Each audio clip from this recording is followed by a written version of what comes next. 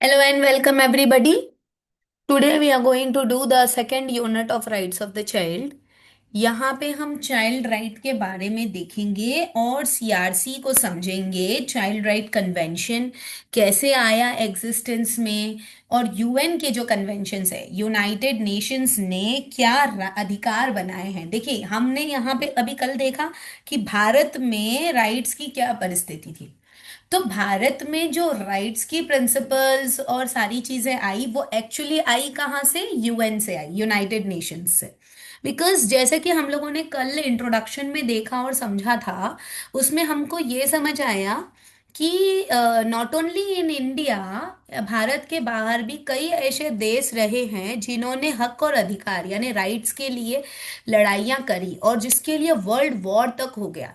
तो United nation को enter होना पड़ा, राइट। यूएन को इसमें इन्वॉल्व होना पड़ा, यूएन को कन्वेंशंस बनाने पड़े, जिसके बेसिस पे हर एक कंट्री में अपने अपने अधिकार के लिए नॉर्म्स और प्रिंसिपल्स जो है वो बनने लगे। ठीक है। तो आज हम ये चीज समझेंगे कि यूएन की जो कन्वेंशंस हैं इसमें क्या क्या चीजें हैं and what all things are important. हर एक नंबर के जो आर्टिकल्स है, जिसमें जो इंपॉर्टेंट आर्टिकल्स थे वो मैंने आपको कल बताए थे, लेकिन आर्टिकल नंबर 24 जो है वो ये बताता है कि चाइल्ड राइट कन्वेंशन जो है वो इंटरनेशनल लेवल पर सिविल और पॉलिटिकल राइट्स के बेसिस पर आया है, जो कि बना है आईसीसीपीआर और आईसीईएससीआर। ये वाली जो पॉलिसीज है और ये वाली जो राइट्स है ये इसके अंतर्गत आई है। ठीक है। तो इसमें देखिए, अगर आप सीआरसी को ब्लूम करते हैं तो फिर आपको पता चलेगा कि चाइल्ड राइट कन्वेंशन जो है शुरुआत ई रूप में आई है यूएन के declaration of rights of the child. इसके डेक्लेरेशन से आई है ना। यूएन, यूनाइटेड नेशन ने इसको डिक्लेयर किया कि आईसीसीपीआर और आईसीईएससीआर, ये वाली जो अमेंडमेंट्स हैं या कमिटमेंट्स हैं या इनकी जो पॉलिटिकल राइट्स की जो पूरी लिस्ट है, जिसको हम अमेंडमेंट्स कहते हैं, ये सारी चीजें इसके अंतर्गत आई। अब देखिए, आपको इतना आर्टिकल नंबर और इतना आर्टिकल और ये सारी चीजें इतना याद करने का जरूरत नहीं है। बेसिकली जो चाइल्ड राइट कन्वेंशन और ये सारी चीजें आई हैं उतना ही हमको देखना और समझना है। ठीक है। 1924 में जो लीग ऑफ नेशंस की असेंबली हुई थी, यहाँ पे राइट्स ऑफ चिल्ड्रन जो है एक कमीशन जो है उसको अडॉप्ट किया था। ठीक है ना। तो चाइल्ड राइट बेसिकली 1923 से स्टार्ट हुआ, उसको उसके बारे में सोचना स्टार्ट किया एक हिसाब से, और 1924 में इसकी जो राइट्स है इसको डेक्लेरेशन पे डाल दिया। मतलब वो डिक्लेयर हो गया कि अब चाइल्ड राइट्स बहुत ज्यादा जरूरी है। यूएन जनरल असेंबली में 20 नवंबर 1959 को चाइल्ड राइट की डिक्लेरेशन एक्सेप्ट की गई यानी अडॉप्ट की गई, मतलब इसको मान्यता मिल गई। और ये मान्यता में सबसे ज्यादा ये कहा गया, इसका जो स्टेटमेंट था वो ये था कि mankind owes to the child the best it has to give. मतलब ह्यूमैनिटी, जो हमारी जो मानवता है, ये मानवता ये शपथ लेती है कि बच्चों के लिए जो भी उचित और भला हो सकता है वो ह्यूमन बीइंग को करना चाहिए। यानी मानवता का धर्म है कि हमें बच्चों के अधिकार को उन्हें देना चाहिए, चाहे वो बच्चा हो या बच्ची हो, उनका अधिकार उन्हें मिलना चाहिए। और ये डेक्लरेटिव स्टेटमेंट के साथ में 20 नवंबर 1959 को यूएन जनरल असेंबली में चाइल्ड राइट डिक्लेरेशन जो है वो अडॉप्ट किया था। बस इतना इम्पोर्टेंट है, ठीक है ना। इतनी चीजें आप करिए। तो पहले तो देखो हमने क्या समझा इसमें कि चाइल्ड राइट कन्वेंशन की उत्पत्ति कब हुई। तो 1924 से शुरुआत हुआ और 1959 में इसे अडॉप्ट और एक्सेप्ट किया गया। अब हम देखेंगे कि सीआरसी को ड्राफ्ट किया, यानी सीआरसी जब जब मैं बोलूं तो एक ही चीज आपके दिमाग में आना चाहिए, चाइल्ड राइट कन्वेंशन। ठीक है ना। तो सीआरसी जो है इसकी ड्राफ्टिंग कैसे हुई, मतलब इसके अंदर क्या क्या चीजें थी, व्हाट ऑल थिंग्स, मतलब इसका प्रपोजल में क्या क्या चीजें थी। ड्राफ्ट मतलब किसी चीज का प्रपोजल है तो उसके अंदर क्या क्या पॉइंट्स आते हैं। ठीक है ना। तो अगर हम देखेंगे कि इसमें सबसे पहला तो सोशियो इकोनॉमिकल स्टेटस पर सबसे ज्यादा काम किया गया। ठीक है ना। सोशियो इकोनॉमिक स्टेटस ये बताता था कि ऑल ओवर कंट्रीज, ठीक है ना, देखो यूएन दे रहा है तो इसको भैया हर देश के लिए सोचना है ना, सिर्फ हम इंडिया के बारे में बात नहीं करेंगे, ऑल ओवर द कंट्री जो है इकोनॉमिक और सोशल एक काउंसिल बनाई जाए जिसके बेसिस पे जो है हर एक व्यक्ति को जो अधिकार मिलेगा वो बच्चे से ही शुरू, because child is going to be a next human being, right. तो इसलिए इकोनॉमिक एंड सोशल काउंसिल की संस्थापना की गई। उसके बाद में बच्चों के लिए एनजीओ की ड्राफ्टिंग स्टार्ट हुई, नॉन गवर्नमेंटल ऑर्गेनाइजेशन, जहां पे अलग अलग लोगों ने अलग अलग तरीके से सीआरसी पे काम करना स्टार्ट कर दिया। तो different types of NGOs were given the permission to get involve in the CRCs. ठीक। अब आर्टिकल नंबर 1 इस चीज का ये कहता है कि freedom to have to adopt any religion of his और हर ओन चॉइस। ठीक है ना। तो ये एक उसका ड्राफ्ट हो गया। ठीक है ना। सबसे पहला ड्राफ्ट में जो पहला आर्टिकल है वो ये बता रहा है कि व्यक्ति को किसी भी धर्म को अपनाने का संपूर्ण अधिकार है। ठीक।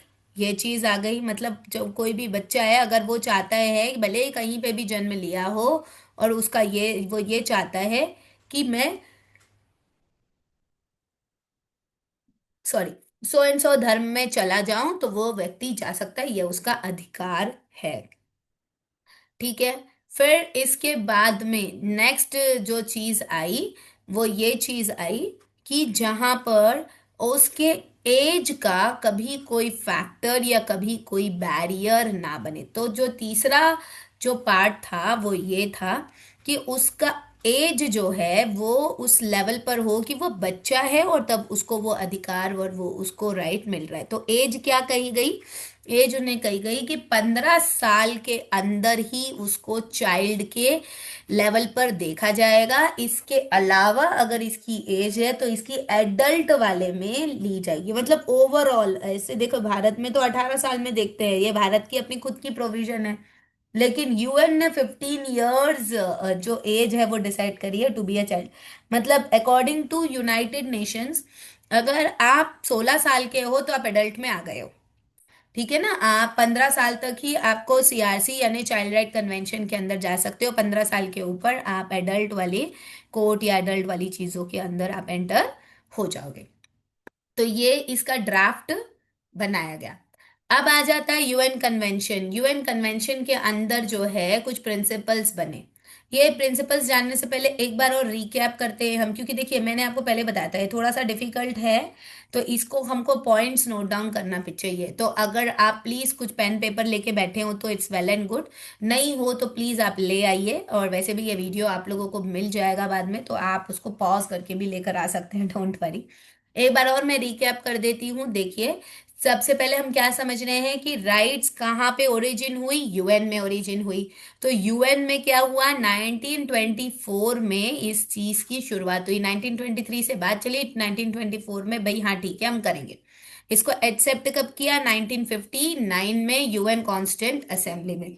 फिर इसकी ड्राफ्ट में क्या क्या चीजें बनाई गई, ड्राफ्ट में सबसे पहला बनाया गया इकोनॉमिक और सोशल काउंसिल को पहले बनाया गया, मतलब पैसा और लोगों में जुड़ना कि भाई यहाँ पे बच्चे हैं और यहाँ पे राइट की जरूरत है।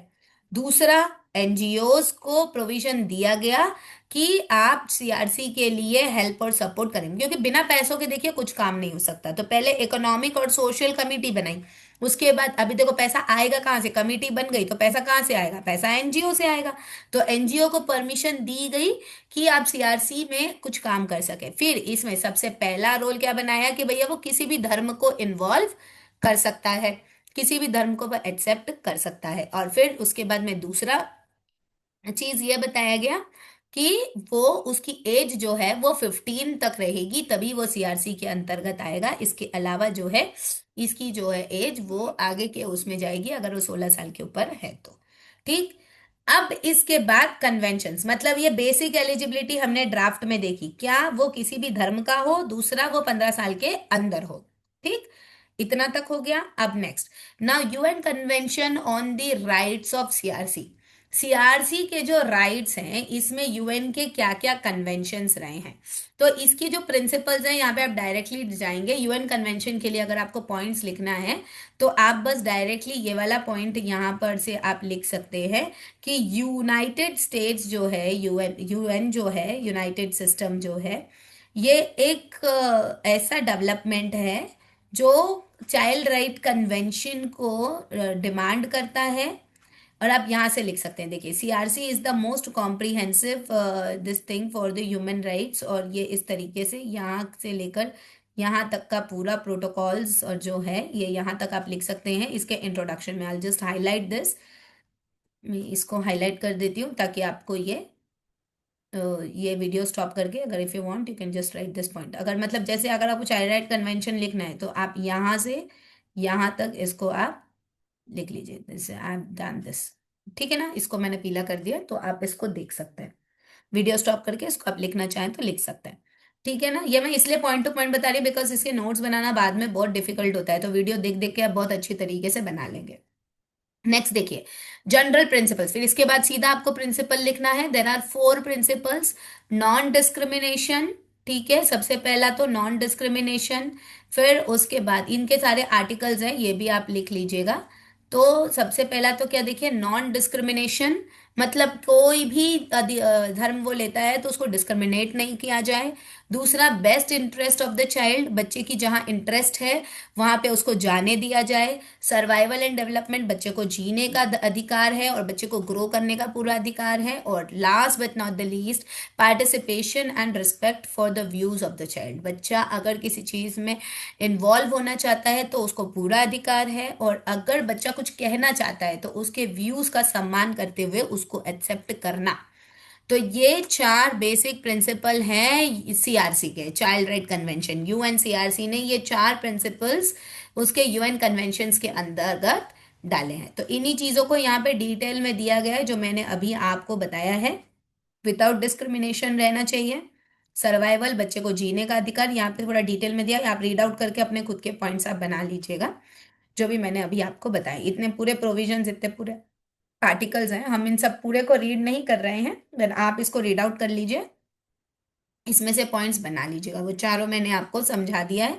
और यहाँ पे देखिए सर्वाइवल वाले जो राइट्स है, डिसेबल्ड चाइल्ड वाले राइट्स है, ये सारी चीजें इसके अंतर्गत आ जाती है, सिविल राइट, फ्रीडम और ये सारी चीजें। अब हम देखेंगे इम्प्लीमेंटेशन ऑफ मैकेनिज्म। अब देखो, अब इन्होंने क्या कर दिया, देखो, कहानी पूरी अच्छे से समझो। सबसे पहले क्या हुआ कि पूरे विश्व में अधिकार के लिए लड़ाई हो रही थी, ठीक है, फिर से समझो ये सारी चीजें। फिर उसके बाद में यूनाइटेड नेशंस ने राइट्स को एक्सेप्ट करा, सीआरसी बनाया, ठीक है, उसके लिए बेसिक ड्राफ्ट बनाया। 2 बेसिक ड्राफ्ट था, वो क्या था, एक तो वो किसी भी धर्म को स्वीकार करे और एक तो 15 साल के अंदर हो। फिर उसके बाद में सीआरसी कन्वेंशन बने जिसके 4 मेन पॉलिसीज थे जो अभी हम लोगों ने डिस्कस किया। अब देखो ये सारी चीजें उन्होंने बना दिया, ये पेपर पे रहा, जनरल कॉन्स्टिट्यूंट असेंबली में ये सारी चीजें डिस्कस हुई। अब इसको इम्प्लीमेंट करने की बारी आई। मतलब अभी ये क्या हुआ है कि अभी आपने, अगर आप खाना बना रहे हो तो आपने रेसिपी पढ़ ली और आपने सामान मंगवा लिया, अब आपको खाना बनाना है, राइट। अब आपको इसको अलग अलग कंट्रीज में इम्प्लीमेंट करना है। मतलब अब तक थियोरटिकल बात चल रही थी, अब इसको प्रैक्टिकली इम्प्लीमेंट करना है, मतलब प्रैक्टिकली चीजें करना है। जो चीज बोला गया है भाई, हाँ ये चीज तुमको अधिकार है, तुम ये करो, ठीक है ना, तो that is called as implementation mechanism. इसके लिए क्या क्या चीजें हुई, देखो इतना बड़ा सारा चीज है, मैं इसीलिए आपको सिंपल लैंग्वेज में समझा रही हूँ। तो इसमें देखिए, अगर अपन धीरे धीरे इस सारी चीजों को समझने का प्रयास करेंगे तो यहाँ पर देखो सीआरसी जो एस्टैब्लिश हुआ उसमें सबसे पहला जो आर्टिकल था, इसकी जेनेवा में सबसे पहले जो है आर्टिकल को साइन किया गया और इसको एक्सेप्ट किया गया, इसके लीगल प्रिंसिपल्स को अंडरस्टैंड किया गया। और इसमें सबसे पहले इन्वॉल्व करने के लिए इन्होंने अलग अलग फील्ड्स के माध्यम से बच्चों को उनके अधिकार दिए, ठीक है ना। तो कमिटी बनाई गई और वो कमिटी थी मल्टी डिसिप्लिनरी कमिटी, और उसमें अलग अलग फील्ड के लेवल के बेसिस पे बच्चों को, अब कैसे पता चलेगा कि भैया ये अधिकार है, तो जो अधिकार मिला ना, तो वो अधिकार मिला, the composition of the committee is multi disciplinary, it includes the field such as law, medicine, economy, sociology, education and international law. Originally, the committee met annual, but in view of its increased and still increasing volume of the workload, it has met नहीं है, it has met ऐसा space होना चाहिए, ठीक है. It has met 3 times a year in a year. और 1995 में जो कमेटी बनी थी, the committee meets 3 times in a year and then submits the report. ठीक है ना. तो ये अलग अलग फील्ड्स में बच्चों को अधिकार देना स्टार्ट कर दिया. फिर इसके बाद में इसकी सारी रिपोर्ट्स जो है 3-3 साल में जाने लगी, फिर धीरे धीरे 2-2 साल में जाने लगी, फिर धीरे धीरे जब सारी चीजें सेट हो गई, फिर उसके बाद आफ्टर एवरी 5 ईयर ये यूएनसीआरसी की कमीशन जो कमेटी है वो जाने लगी. ठीक. तो ये चीज इम्प्लीमेंट करने के लिए उन्होंने अलग अलग कमिटीज बनाई और इन कमिटीज में सारी चीजें आई.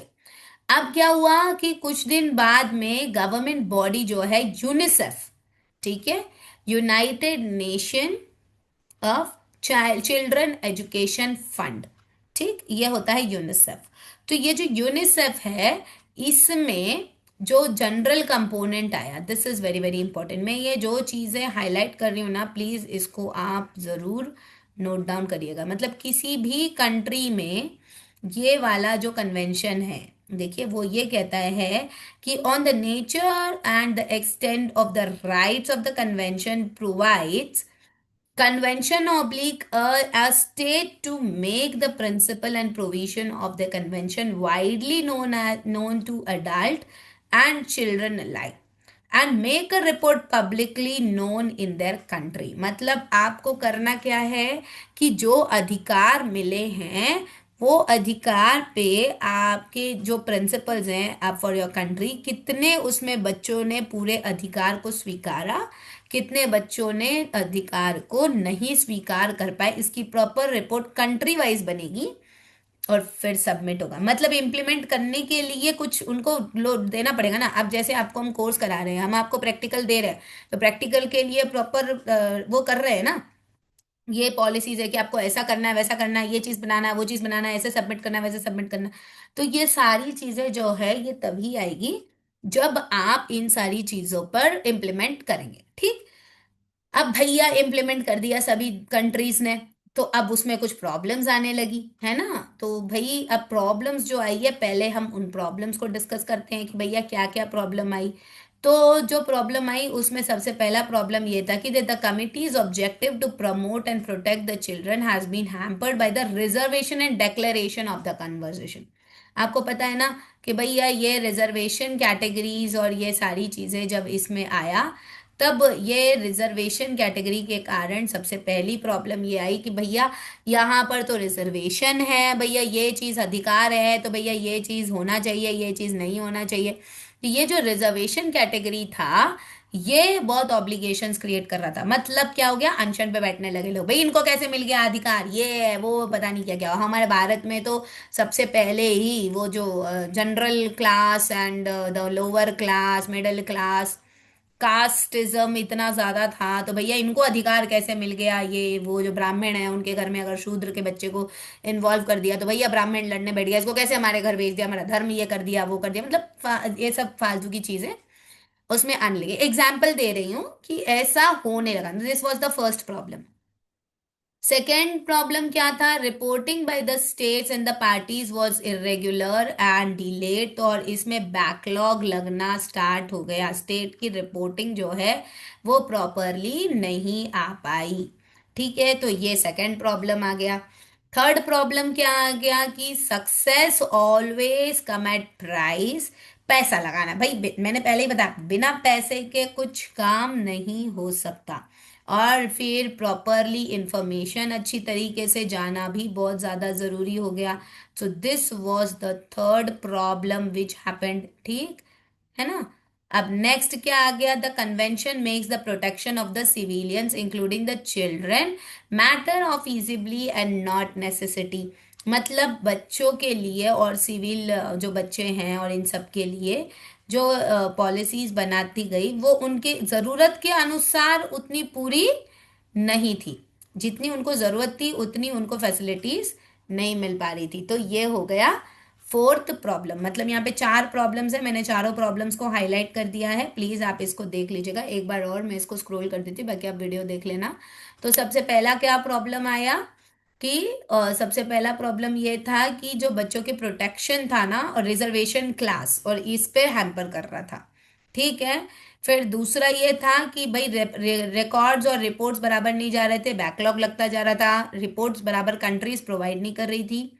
तीसरा, पैसा एनॉर्मस अलग अलग पार्टीज में जो जो भैया रिपोर्ट बनाना, प्रोविजन देना, सुविधा देना, राइट और अधिकार, क्यों देखो राइट और अधिकार के लिए क्या बोला उन्होंने, कमिटीज बनेगी एजुकेशन साइंस इन सारी फील्ड पे, उन सब में क्या लगेगा, पैसा लगेगा, तो भाई पैसा कंट्री लगाएगी तब तो काम हो पाएगा, और काम अगर कंट्री लगा रही है, अगर पैसा लगा रही है और काम कर रही है, तभी जाकर रिपोर्ट मिलेगी। कंपनी काम ही नहीं कर रही तो रिपोर्ट कहाँ से मिलेगी, है ना। तो ये सारी प्रॉब्लम्स इंटरलिंक्ड थी। और जैसी मतलब सो सीधी बात है, अगर कोई काम नहीं कर रहा, रिजर्वेशन हो रहा है, राइट्स नहीं मिल रहे हैं, तो ऑब्वियसली लोगों की जरूरत तो पूरी हो ही नहीं रही, तो वो भी एक प्रॉब्लम हो गया। ठीक है। तो इस तरीके से चार प्रॉब्लम्स आ गए। अब ये चार प्रॉब्लम्स के लिए अलग अलग प्रोटोकॉल्स जो है सीआरसी में बनाना स्टार्ट हो गया। जो भी अलग अलग प्रोटोकॉल्स थे भैया, कैसे इन प्रोटोकॉल्स को कंप्लीट किया जाए, ये सारी चीजें इसके अंतर्गत आ गई। This is not that much important, आप इसको रीड आउट कर लेंगे तो आपको ये सारी चीजें समझ में आ जाएंगी। Okay, so we have completed with the rights of the child. ठीक है, अब हम कल करेंगे child right protection and child right counselling, बच्चों की प्रोटेक्शन के लिए और बच्चों की काउंसलिंग कैसे क्या होनी चाहिए, और इसके लिए पूरा जो पार्ट है, क्या क्या राइट्स है बच्चों को, rights to survival, right to protection, right to participation, development, और क्या क्या बच्चों का डेवलपमेंट होता है, क्या क्या चीज़ें उनको मिलना चाहिए, क्या क्या चीज़ें उनको नहीं मिलना चाहिए, ये सारी चीज़ें जो हैं इसके अंतर्गत आएंगी। ठीक है। So here we have completed with the main rights of the child. इसका आप इसके प्रॉपर नोट्स बना लीजिएगा, अगर ये पॉइंट पे अगर आपको आंसर लिखना है, मैंने आपको प्रॉपर हाईलाइट करके दिया है। एक बार मैं आपको फिर से समझा देती हूँ कि हमने इस चैप्टर में क्या क्या देखा। I understand that this is a little bit difficult and becomes very hectic when it comes to reading.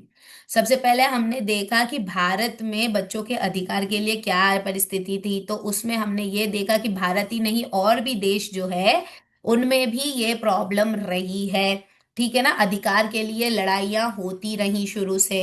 इसके लिए क्या हुआ कि जो है बच्चों के अधिकार की जरूरत है, बच्चों को अधिकार की जरूरत है, इसके लिए सीआरसी की संस्थापना की गई, जिसे हम कहते हैं चाइल्ड राइट कन्वेंशन। ठीक, चाइल्ड राइट कन्वेंशन लाना चाहिए, इसकी बात शुरू हुई 1923 में कि बच्चों को सेफ्टी के लिए काउंसिल बनना चाहिए, और फिर इसकी डेक्लेरेशन बनी 1924 में। अब इसको एडॉप्ट किया गया 20 नवंबर 1959 में जनरल कॉन्स्टिट्यूंट असेंबली के द्वारा। फिर इसकी ड्राफ्ट बनाई गई कि इसके अंदर बेसिक एलिजिबिलिटी क्या रहेगी, कि वो बच्चा है, तो किसी भी धर्म का व्यक्ति हो तो वो बच्चा है, और 15 साल के अंदर हो तो वो बच्चा है। तो ये दो चीज़ें उसके अंतर्गत लाई गई। तो ये वाला है उसका, इसको भी मैं हाईलाइट कर देती हूँ ताकि अगर आप इस वीडियो को देखें तो फिर आपको ये नोट्स बनाने के लिए इजी रहेगा। तो ये पहला पॉइंट है। ठीक है। और दूसरा पॉइंट ये है कि उसकी एज जो है वो 15 ईयर्स होनी चाहिए। Government found tirelessly the children could be recruited in the arm forces age of the age of 15, है ना। तो ये जो है ये 15 तक उसकी एज जो है वो होनी चाहिए। नॉट ओनली नाम फोर्सेस, और जो भी अधिकार है उसको 15 साल तक ही मिलना चाहिए। अब फिर इसके बाद आ गया कि यूएन के जो कन्वेंशंस हैं वो में मतलब अब बनाने लगे पॉलिसीज। तो क्या क्या पॉलिसीज बनने लगी, तो जो प्रोटोकॉल और ये सारी चीजें आई इसमें कि सीआरसी है क्या। सीआरसी एक कॉम्प्रिहेंसिव ट्रीटी है जो ह्यूमन राइट्स के लिए काम करती है। इसने अडॉप्ट करे ऑप्शनल प्रोटोकॉल्स, जो सीआरसी में 16 मई 2000 में स्टार्ट हुआ था। और इसका जो पहला प्रोटोकॉल था वो ये था कि बच्चों को आर्म्ड फोर्सेस और कॉन्फ्लिक्ट्स पे इन्वॉल्व करें, और दूसरा जो प्रोटोकॉल था कि बच्चों को बेचना है, यानी selling of the child, child prostitution and child pornography, इन सारी चीजों पे रोक लगाई जाए। ठीक है ना, मेन इसका ये इम्प्लीमेंटेशन रहा है। अब इसके लिए चार प्रिंसिपल्स बने गए। बच्चों के लिए नॉन डिस्क्रिमिनेशन आर्टिकल 2 में, बच्चों की इंटरेस्ट पर ध्यान रखा जाए आर्टिकल 3 में, बच्चों के सर्वाइवल और डेवलपमेंट पे फोकस किया गया आर्टिकल 6 में, पार्टिसिपेशन और रिस्पेक्ट पे काम किया गया आर्टिकल 12 में।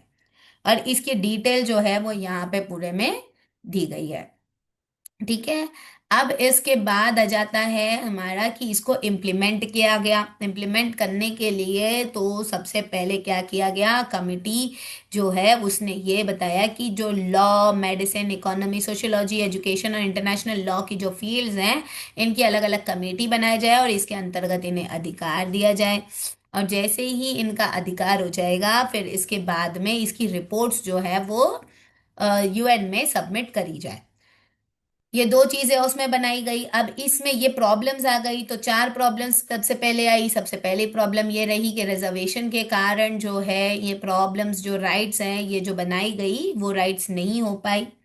दूसरा प्रॉब्लम ये आया कि लोग टाइम पे रिपोर्ट नहीं दे पाए तो बैकलॉग लगना स्टार्ट हो गया। तीसरा प्रॉब्लम ये आया कि जो है इसमें इकोनॉमिक जो थी वो प्रॉब्लम्स आने लगी कंट्री में। और चौथा और लास्ट प्रॉब्लम ये रहा कि भैया इतनी सारी प्रॉब्लम है तो भैया सही सुविधा नहीं मिल रही है, और इसके लिए कुछ प्रोटोकॉल्स बनाए गए, और ये प्रोटोकॉल्स लिखना इतना इम्पोर्टेंट नहीं है। तो ओवरऑल मैंने फिर से रिकैप भी कर दिया है आपको, अगर कुछ डाउट हो तो आप पूछ सकते हैं। कल से हम ये child protection and child rights जो है वो स्टार्ट करेंगे। Now all of you please give your attendance. I am stopping this record.